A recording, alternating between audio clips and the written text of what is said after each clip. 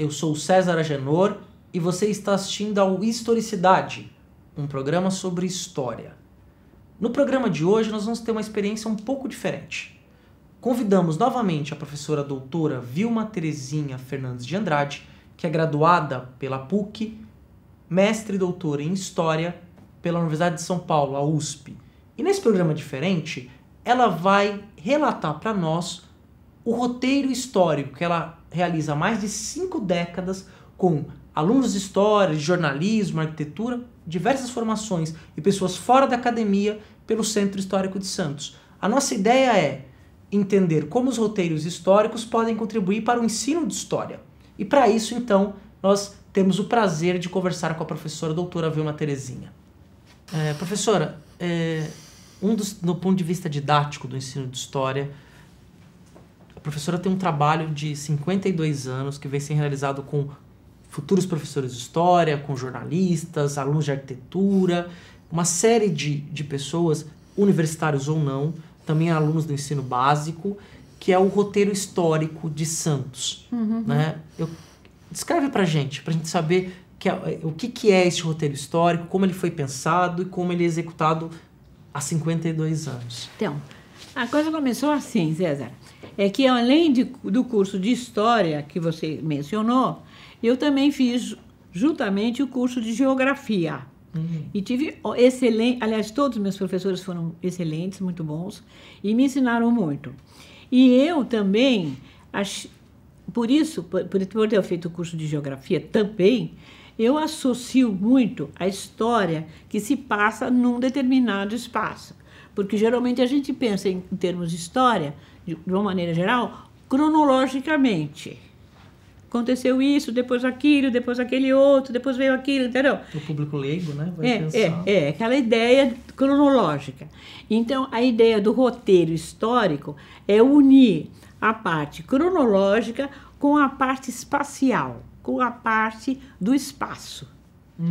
E também eu uni uma outra ideia de que é pedagógica, que eu já falei para você em outra ocasião, que é partir do conhecido para o desconhecido. Então, por exemplo, quando eu comecei a dar aula de história na faculdade, geralmente se começava assim, né? A história do Brasil, né? Não. Você primeiro a história do Brasil, desculpa. Não, quando ia da história do Brasil, então era costume se começar com Portugal. Então, a formação de Portugal, o povoamento, começava lá desde a pré-história e tal, a Lusitânia, e vai, até que se formava a monarquia portuguesa, em 1139, depois continuava a Reconquista, Tatintim, as grandes navegações, e vai, até que o Cabral chegava aqui. Então, eu resolvi mudar isso. Eu falei, não vou começar por Portugal. Eu vou começar aqui, em Santos. Então, aí eu comecei a fazer o roteiro histórico. Aliás, já tinha feito com o Colégio Canadá, mas aí eu comecei, na faculdade, a inverter como abordar o ensino da história. Isso foi em que ano? Isso... Por volta ali. Foi por volta da década de 70. Tá. Não, minto, foi antes. Deve ter sido em 66, por aí. Depois eu até te posso dar a data certinha. Bom, aí então eu comecei. Então levei os alunos até o Outeiro Santa Catarina. Então, ali no Outeiro Santa Catarina, que foi a origem de Santos e tal, eu fiz um roteiro que começava no Outeiro Santa Catarina, é o roteiro clássico, digamos assim. Depois eu fiz outras modificações. Mas o roteiro clássico começa no Outeiro Santa Catarina, percorre hoje o chamado Centro Histórico, passa o Valongo e chega ali, né, ali no Valongo mesmo, né, no Santuário do Valongo. Esse percurso leva aproximadamente umas 4 horas. Ao longo do qual eu vou falando aquilo que aconteceu. E aí eu vou unindo quando aconteceu, por que aconteceu, ligando com a história europeia. Então, por exemplo, o Outeiro Santa Catarina, ali foi a origem de uma vila. O que é uma vila? A vila era uma instituição administrativa que veio de Portugal. Mas como é que, o que é a vila? Essa vila, por sua vez, é de uma origem romana. Então aí eu fui fazendo a ligação do presente até o passado. De onde que veio aquilo? Uhum. Por que nós temos municípios? Sim. Né? O Brasil todo é dividido em municípios, todo mundo mora em algum município.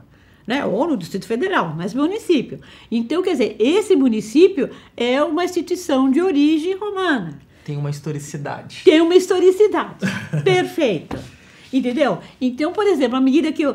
Aí, por exemplo, eu passo por um edifício.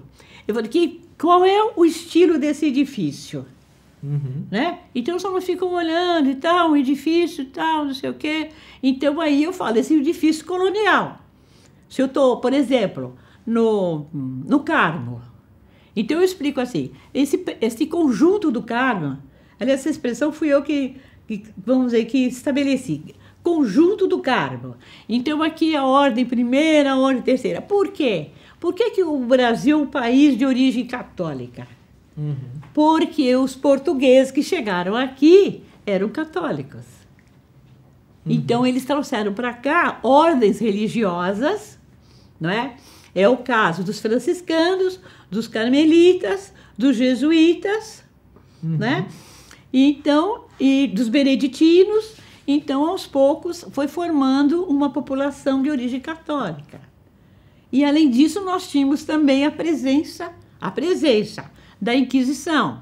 Porque se a gente parar para pensar, quando os portugueses chegam aqui e começa, de fato, o processo de colonização, a gente começou a viver a contra-reforma, né? Uma transformação interna da igreja que a igreja de Roma não queria perder, ou não queria deixar que o protestantismo chegasse aos territórios, aos territórios ibéricos na América. Né? Então você tem uma ligação. Perfeitamente. Então, justamente, exatamente, por exemplo, os jesuítas, eles são uma ordem que foi formada, né, em 1534 e vem para cá com o primeiro governador-geral, Tomé de Souza, né, em 1549. Então, realmente, eles vêm justamente como um elemento moderno naquela época, não é? No sentido da Contra-Reforma. Né? Então, perfeito, a sua intervenção é corretíssima, perfeita. Não podia ser melhor. Então, quer dizer, que à medida que nós vamos passando, agora eu explico assim, essa arquitetura, é uma arquitetura que é considerada colonial. Por quê? Né? Então, eu fico explicando como que aquela arquitetura, ela é um ícone, como ela é uma expressão de uma herança colonial e o que ela significa. Então, por exemplo, tem 3 portas. Por que tem 3 portas? Porque 3 é um número místico da Santíssima Trindade. Aí eu pergunto para ele, quais são as pessoas da Santíssima Trindade? Aí eles falam, Pai, Filho e Espírito Santo. Muito bem. Aí na parte de cima, quantas aberturas tem? 7. Por que 7? 7 é um número místico. Então, eles falam também os significados do número místico. Aí, em cima, tem ainda as cúpulas, que elas amenizam aquelas 2 partes retangulares, dando uma certa graciosidade ao conjunto. Por quê? Mas as duas terminações, os 2 frontões, eles são diferentes entre si. Sim. Eles têm uma pequena diferença, não são iguais. Por que são desiguais? Eles ficam olhando e tal. Eu digo, olha, isso é uma influência moura. Por que moura? Porque os mouros estiveram na Península Ibérica. Sim. Então, eu fico mostrando, através do que eles estão vendo ali parados, olhando, coisas que eles passam por ali e não... É uma história viva, né? É uma história viva. Aí lá em cima tem uma cúpula e tem um galo. Lá em cima. Por que o galo? Eles ficam assim, galo. Sempre tem alguém que sabe. Né? Essa do galo é mais fácil. Aí eles dizem assim, o galo... quando São Pedro negou a Cristo, né? Que está lá no Evangelho. Então, diz assim... Você conhece a história, né? Que... Jesus sabia que ia ser preso, e aí houve aquela tensão toda, esperando, né, a polícia da época, né? Então, Pedro todo assim, né, metido a valentão, né? Ele disse, não, eu não vou deixar e tal, pois é. E aí, então, Jesus, que sabia das coisas, né?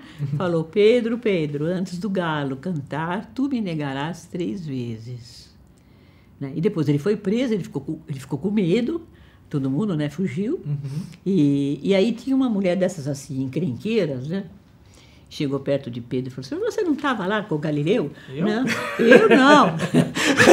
Nunca vi mais cabeludo nem barbudo. Exatamente. Aí ela insiste 3 vezes, e ele negando e tal, coisa ilusa, né?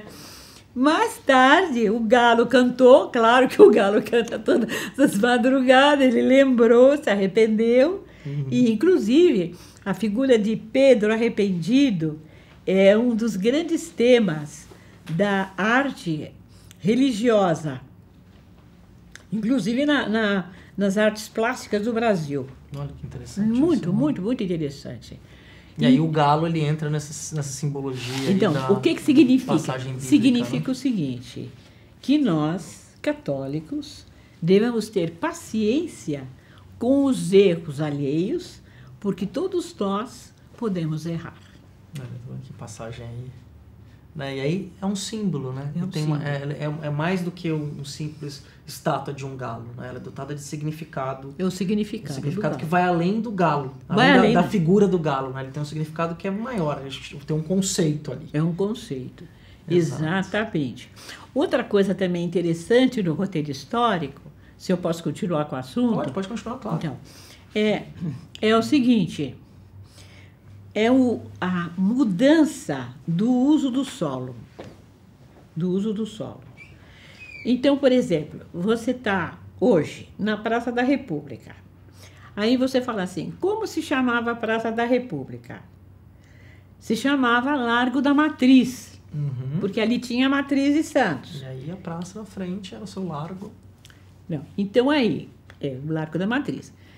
Mas acontece que quando houve a mudança do Império para a República, você sabe que é melhor do que eu, que essa mudança foi grandemente acionada, produzida, digamos assim, por junção de várias forças. Não só pela ideia da modernização política, como também pelo esgotamento da ideia do império, na opinião deles, e também pela influência da maçonaria. A ascensão dos militares, o fim da escravidão levou a uma Mudança. uma reação dos grandes latifundiários proprietários de escravos. Exato. E de parcela da população também urbana que tinha seus escravos contra o regime. Quer dizer, Eles- aí você tem uma série de elementos Uma série aí. de elementos, exatamente. E eles tentaram, então, mudar essa memória, né, professora? Exatamente. Apagar as coisas antigas e criar nova memória da República. E tem mais uma outra coisa também que a gente tem que colocar nesse contexto, que é a laicização. Sim, separação do Estado da Igreja. Exatamente. Né? O fim do padroado, do imperial. Isso, perfeitamente. Então, quer dizer, e tudo isso vai fazer com que eles, no 1º de janeiro de 1908, eles começam a demolição da matriz, que é uma história muito triste, não é? Porque também uma das coisas que eles alegaram é que a matriz era da época em que o Brasil era colônia. Quer dizer, tudo uma série... Isso foi um pretexto, né? Claro, aquilo que a gente chama de desculpa esfarrapada. As construções, até nos livros didáticos, as figuras dos heróis que eram colocadas, quem era herói e que não era. As ruas principais dos centros, os lugares comerciais que eram as ruas direitas, passaram a se chamar 15 de novembro, dia da proclamação da Foi República. feita uma lei para que todas as cidades tivessem uma rua 15 de novembro. Sim, que é para marcar o evento, né? Exatamente. Criar um fato. Exatamente. Então, uma das coisas que a gente faz também é mostrar a evolução do uso do solo. Por exemplo, vamos supor, estamos na Praça da República, falo tudo isso e tal, e aí, então, eu mostro, por exemplo, a alfândega, que é enorme, é um grande prédio. Com a demolição da matriz, o prédio da alfândega ficou sendo dominante, mas não era esse prédio que está lá. Era um outro prédio que depois na história passou a se chamar Alfândega Velha, mas que já dominava aquele espaço físico. Bom, então, aí vamos falar o caso da alfândega. Eles estão lá hoje, agora, né? E eles estão vendo um prédio enorme, que é a alfândega atual. Inclusive pela própria movimentação do porto, você precisa ter uma estrutura grande de Lógico, alfândega. aí você tem que falar da história do porto e tudo mais, o maior porto da América Latina. Sim, claro. E sempre foi um porto importante. Exato. Não tinha, claro, a importância agora. E todo porto importante precisa de uma alfândega, não é? Ah, sim. Sempre precisou. A alfândega de Santos é a segunda do Brasil. É a segunda do Brasil. A primeira, claro, foi a da Bahia, né? Mas a alfândega, eu vou simplificar um pouco, César. Era um pouco itinerante. Ela funcionava um pouco aqui, um pouco lá. Não tinha um prédio, digamos, definitivo. Bom, então, inclusive, teve uma época que ela era chamada de consulado. Por isso que tinha o porto do consulado. Mas não tinha nada a ver com representação estrangeira, como a gente pensa hoje. Era o lugar onde se recolhiam as taxas. Bom, então, o que aconteceu naquele solo, onde hoje é a alfândega atual, que foi inaugurada em 1934. Muito bem. Ali funcionou, a primeira coisa que foi construída ali foi a Câmara Municipal. Ali foi a primeira Câmara Municipal de Santos. Ainda no período de... Não, quando o Santos foi elevado à categoria de vila. Sim. Né? Então, a gente não sabe a data exata, nem o Frei Gaspar soube, e eu também já procurei. Fui 3 vezes a Portugal procurar lá na Torre do Tombo, nem eles acharam, né? Claro, porque eu dependia que eles me trouxessem o foral, mas não consegui. Então, mas eu ainda vou conseguir. Então, é o seguinte, a Câmara Municipal, ela se formou a partir de 1547, pelo menos, porque Santos foi levado à vila entre 1545 ou 1547, entre essas duas datas. Bom, mas vamos supor 47, só para a gente continuar a conversa. E se bem que agora eles estão comemorando a partir de 46, mas deixa para lá. Para ficar mais velho um pouquinho. Um segundinho só, eu só vou chamar um rápido intervalo, a gente continua com essa conversa do roteiro, tá? Aguarde um pouquinho pra gente, que nós já voltamos. É rapidinho, não sai daí.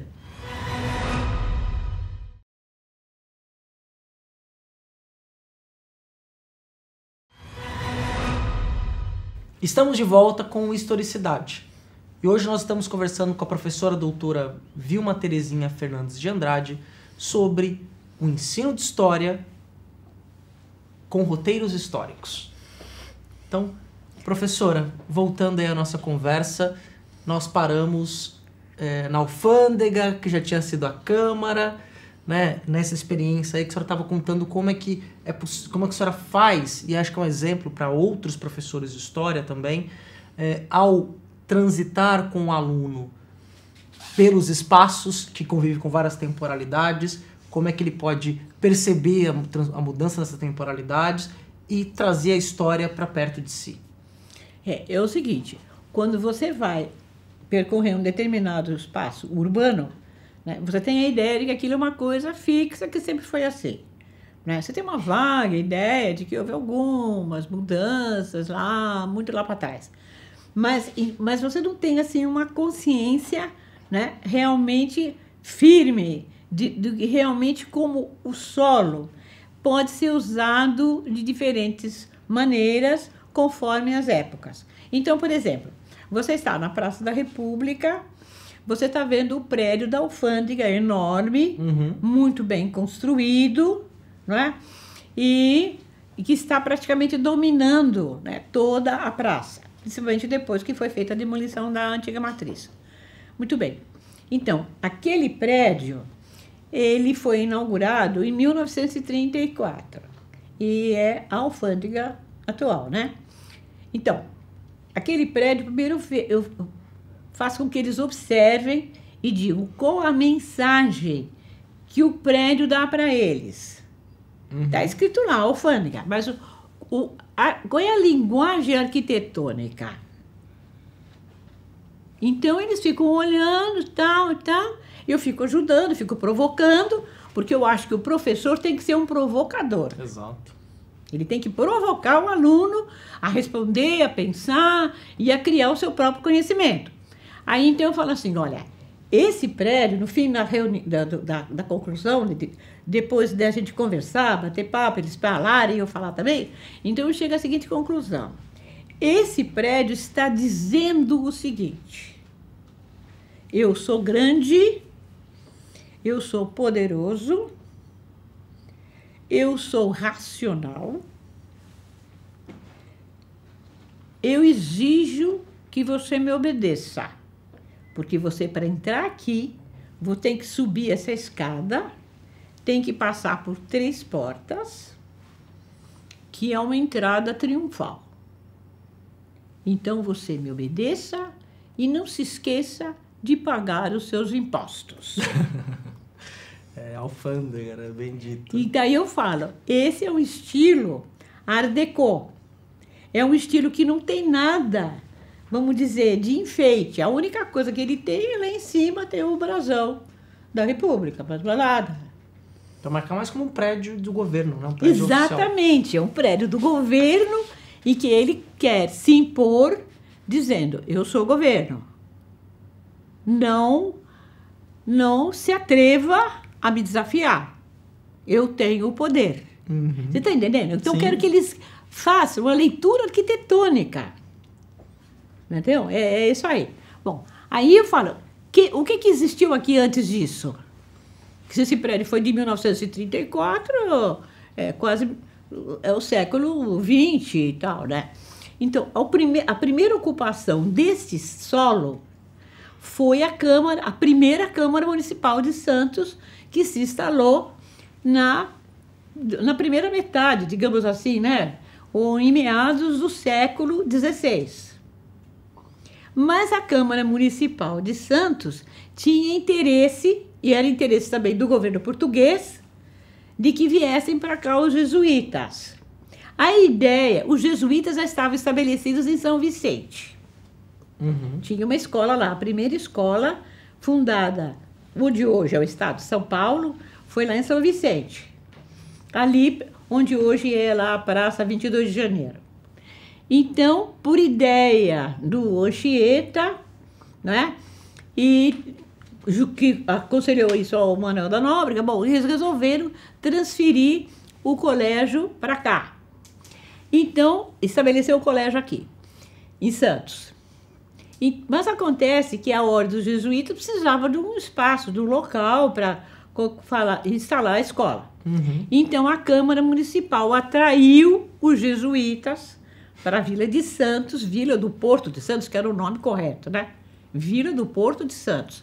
Então, para atrair, ofereceu a sua própria Câmara, quer dizer, o seu próprio edifício. Uhum. A Câmara ofereceu o seu prédio. E deram mais algumas coisas também, para eles se manterem. Aí eles vieram, em 1585, a Ordem de Jesus, né, a Companhia de Jesus, se instalou em Santos. Uhum. E aqui ficou. Ao lado, eles construíram uma igreja, porque tinha o convento e tinha a igreja. Mas, como você sabe muito bem, todo mundo sabe disso, né? Que pelo menos estudou um pouco da história, que o Marquês de Pombal, que odiava os jesuítas, né? Odiava a Companhia de Jesus, expulsou a Ordem dos Jesuítas de todo o Império Português. Isso no século XVIII, ano de 1754. Então, até em meados do século XVIII, né? Bom, então ele faz isso e expulsa os jesuítas. E todos os bens dos jesuítas passam para o governo português. Uhum. Todos os bens. A prataria, o ouro, as propriedades físicas, né? Né? As bibliotecas. Isso foi um desastre para as bibliotecas, né? Porque todas elas acabaram ou sendo dispersadas, ou perdidas, ou vendidas, ou mesmo até jogadas fora. Tem livros que tratam de tudo isso. Bom, mas então eles são expulsos. Então, aquele prédio que tinha sido o convento e a escola dos jesuítas, passou para o governo do Portugal, mas estava localizado em Santos, e ali aquele prédio passou a se chamar Palacete. A igreja caiu em ruínas, porque ela não foi cuidada e tal, mantida, e caiu em ruínas. Então, e qual era a função desse palacete? Era ser a residência dos capitães-mores ou de personalidades ilustres que por aqui transitavam, porque naquela época não tinha esse problema de hotéis e tal, coisa ilustre. Quando muito tinha lá uma estalagem, coisa assim. Ou então as pessoas se hospedavam pelo menos 3 dias em algum convento, e que faziam também esse trabalho, essa função, né? Bom, então ali ficou sendo chamado palacete. Então, inclusive, o célebre Dom Luiz Antônio de Souza Botelho Mourão, que é o Borgado de Mateus, né? Ele se hospeda ali. E ele fica 1 ano e tanto morando em Santos, antes dele assumir em São Paulo, né? Aliás, antes dele subir para São Paulo, né? Porque ele tinha sido nomeado capitão-mor e governador e general. Bom, então ele fica ali. O palacete funciona assim até mais ou menos 1870, quando ele é demolido. Aí, no local, é construído uma alfândega, um prédio da alfândega, por causa do café, aquela revolução toda, o impacto que o café trouxe para Santos. O crescimento do porto. Já era cidade, né? Que é cidade desde 1809. Então, aí o que acontece? Eles constroem um prédio da alfândega. Mas esse prédio da alfândega, com o tempo, se mostrou insuficiente, porque o porto foi assim se transformando, foi evoluindo, foi se acelerando, né? Depois teve a modernização, docas, aquela coisa toda. Então, esse prédio também é demolido e no local, então, finalmente, né, é construído... Esse prédio amedrontador que a senhora descreveu. Não, realmente. Então, é isso que o roteiro faz. As pessoas ficam observando. Então, por exemplo, só vou dar mais esse exemplo que eu sei que vocês estão com pouco tempo. Na Praça Mauá, que foi o Largo da Coroação, certo? E também teve outros nomes. Então, você vê a prefeitura também é um prédio que tem linguagem arquitetônica. Sim. Tem os 3 arcos, que são uma reminiscência romana, do Arco do Triunfo romano. Tem a escadaria, você tem que subir. Você está aqui embaixo, você tem que fazer assim para você olhar o prédio. Aí você sobe, passa, tem o saguão, todo aquele aspecto monumental. Como que ele diz? Eu sou rico, eu sou poderoso, você me respeite. Entendeu? E é uma construção do século XX, né, aquele prédio. Sim, foi inaugurado em 1939, quando foi do primeiro centenário da elevação de Santos à categoria de cidade. Sim.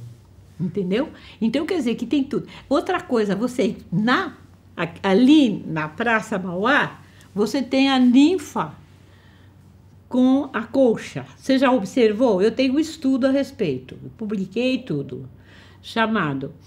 É uma ninfa francesa colocada numa das principais praças de Santos. Então, essa ninfa foi feita por Coisevaux, que foi o principal escultor francês e que trabalhou para Luís XIV.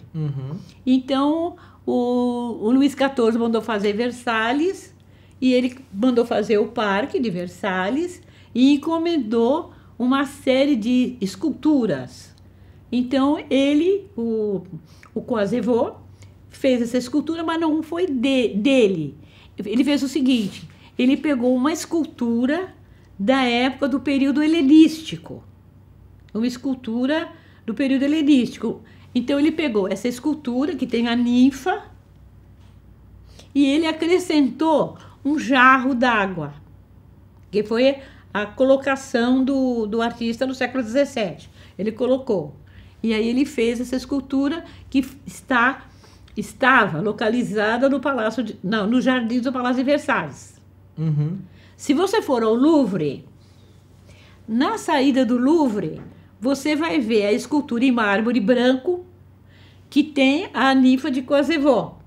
Porque eles levaram a ninfa de Cosevaux para o Louvre e fizeram uma réplica e colocaram no jardim do Palácio de Versalhes. E nós temos uma réplica da ninfa Na Prefeitura de Santos. na prefeitura da Praça de Santos. Tem muito Então, a ver quer com dizer, isso tudo dá margem de você perceber que tipo de cultura que nós temos aqui. Aí volta aquela questão, o que é ser brasileiro? Uhum. Você é brasileiro no momento que você assume toda essa herança cultural. Exatamente. Professora Vilma, foi um prazer recebê-la aqui. Obrigada. Eu que fico muito honrada. Nós podemos aprender e saber que os espaços que convivem com tempos diferentes, temporalidades diferentes, quer dizer, que é possível aí fazer um roteiro histórico e despertar o interesse das pessoas pela história. Então, eu vou parabenizá-la. Muito obrigada. Eu fico muito contente. Pelo trabalho, que eu sou um aprendiz. Que é isso. Esses 52 anos Esses 52 anos de roteiro histórico, eles deram muito certo, porque foram feitos com muita dedicação, com muito esmero, né, e com uma riqueza de detalhes imensa. Muito Professora, obrigada. Muito obrigado. Eu que agradeço. Agradeço demais pela sua presença aqui Agradeço com a gente. A oportunidade de estar aqui no programa Historicidade. Muito obrigado, professora. Um programa que discute história, não é? Tão carente nesse nosso país. Muito bem. Agradeço a você também que acompanhou esse papo maravilhoso sobre os roteiros históricos e o ensino de história. Muito obrigado pela sua presença e eu te espero na próxima semana.